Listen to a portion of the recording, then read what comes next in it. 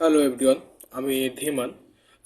আজকে কথা বলবো জাতীয় শিক্ষা সপ্তাহ 2026-এর জন্য যে তিনটা বিষয় দেওয়া আছে তার মধ্যে দ্বিতীয় একটা নির্ধারিত বক্তব্যের বিষয়, সেটা হচ্ছে বাংলাদেশের ইতিহাস ও ঐতিহ্য। এটা নিয়ে আসলে কিভাবে কথা বলা যায় সেই ব্যাপারটা নিয়ে আমি স্ক্রিপ্ট একটা তোমাদেরকে দিয়ে দিচ্ছি, এখানে ডিসক্রিপশনের লিঙ্কে গেলেই পাবা। আর আমি জিনিসটা একটু বুঝাই বলি কিভাবে জিনিসটা বলা উচিত বা একটা নির্ধারিত বক্তব্য কেমনে দেওয়া উচিত।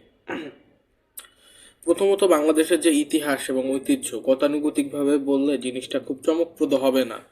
সুতরাং তোমার যেটা করতে হবে, তোমাকে অবশ্যই এই স্পিচটা একটু অন্যভাবে দিতে হবে। যেমন ধরো, আমাদের এই যে যে প্রজন্ম বা আমাদের প্রত্যেকটা যুগে যুগে বাঙালির যে ইতিহাস, এই ইতিহাসগুলো কিভাবে বিবৃত হয়েছে, এটা একটা প্রতিরোধের উচ্চারণের মাধ্যমে বিবৃত হয়েছে। সুতরাং বাংলাদেশের যে অতীত ইতিহাস, এই জিনিসটা কখনো আসলে একটা নিঃশব্দ জিনিস ছিল না। এটা একটা নিরন্তর প্রতিরোধের উচ্চারণ হিসেবে কাজ করছে। এবং এই যে যে আমাদের নদীমাতৃক দেশ, এই দেশের যে নদী বা নালা বা আমাদের দেশের যে শিকড়, এই প্রত্যেকটা শিকড়ে আসলে বিস্তৃত হয়ে আছে আমাদের এই প্রতিরোধের উচ্চারণগুলো। যেখানে তুমি কয়েকটা কবিতার উদ্ধৃতি আনতে পারো, যেমন ধরো আমি কিংবদন্তির কথা বলছি কবিতা, আবার কথা ছিল একটি পতাকা পেলে, আমি আর লিখবো না বেদনার অঙ্কুরিত কষ্টের কবিতা। তো এমন এমন কিছু কবিতা তুমি আনতে পারো।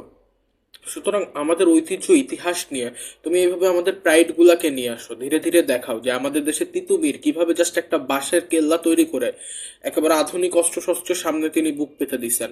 তুমি দেখাও কিভাবে মাস্টারদা সূর্য সেন কিংবা প্রীতিলতা ওয়েদ দ্বারা যুদ্ধ করছে। তুমি দেখাও কিভাবে 71-এ আমরা যুদ্ধ করছি, কিভাবে 52-তে আমরা আগাইছি, কিভাবে ইংরেজ বিরোধী থেকে আমরা এখন ধীরে ধীরে আমরা হাসিনার মতো ফ্যাসিবাদের পতন ঘটাইছি। প্রত্যেকটা জিনিসকে তুমি তোমার বক্তব্যের মধ্যে আইডেন্টিফাই করতে পারো। তো আমি একটা বেসিক স্ক্রিপ্ট দিচ্ছি, তুমি চাইলে তোমার মতো করে বানায় নিতে পারো। ইনশাল্লাহ ভালো করবা, দেখা যাবে।